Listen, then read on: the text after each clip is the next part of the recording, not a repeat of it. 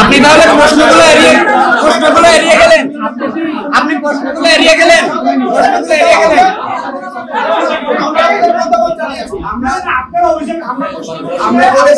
আমরা সুনির্দিষ্ট অভিযোগ পেয়েছি, সেখানে ভোট কারচুপি বা জাল ভোট দেওয়ার অবস্থা সৃষ্টি হয়েছে।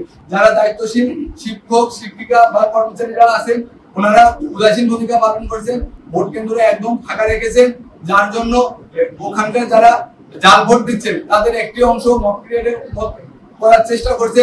যারা এই জাল ভোটের সাথে জড়িত তারা একটা খারাপ পরিবেশ সৃষ্টি করেছেন। আমরা দেখেছি যে বঙ্গমাতা শেখ হাসিনা মোদি বলে আমরা সুনির্দিষ্ট অভিযোগ পেয়েছি, সেখানে ভোট কারচুপি বা জাল ভোট দেওয়ার অবস্থা সৃষ্টি হয়েছে। আমরা সেখানে প্রোটোকলের অনুমতি নিয়ে সেই হলে গিয়েছি। আমাদের প্রার্থীদের, আপনারা জানেন, প্রার্থীদের ন্যূনতম 2-3 জন নিয়ে হল ভিজিটের অনুমতি আছে এবং সেই হলে যাওয়ার ফলে যেহেতু মেয়েদের হল, এখানে ছেলে মানুষ বা পুরুষ মানুষ ঢুকলে ঘন্টার ব্যবস্থা আছে, সিগন্যালের ব্যবস্থা আছে।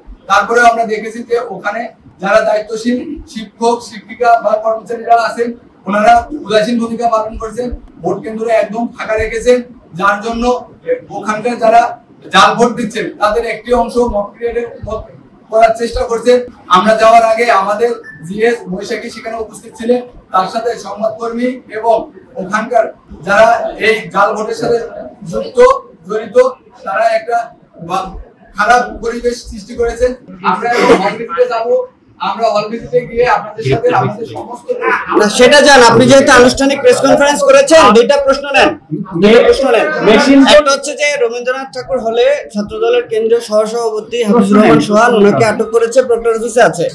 এই যে আপনি অভিযোগ করেছেন যে অন্য দলের লোকজন বহিরাগত আশপাশে আছে, তো এটা কি বিষয়? আপনাদের আপনি উত্তর দিতে না চাইলে লিখবো যে আপনি উত্তর দিতে চান না, সেটা লিখবো।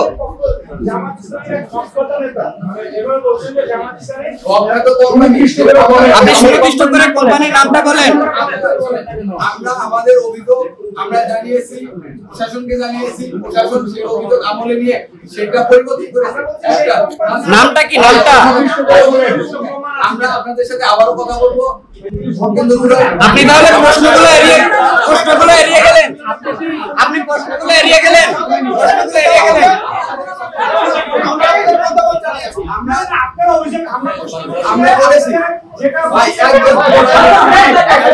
আপনি বসেন কথা দিয়ে যান। আমরা বলেছি 1 মিনিট কথা বলতে দেন। বসেন কথা বলতে দেন। কথা বলেছি যে যদি কোম্পানি আমাদের অভিযোগ অসত্য হতো তাহলে প্রশাসন কখনোই ম্যানুয়ালি আপনার অভিযোগ সত্য, কিন্তু বলছি যে নামটা বলেন। সেটা তাহলে আপনারা প্রজ্ঞাপন দেওয়া আছে, তাহলে আপনারা জানতে পারবেন। আপনারা অভিযোগ করেছেন না মেয়েদের হলে যাবার ব্যাপারে একটু বলবেন।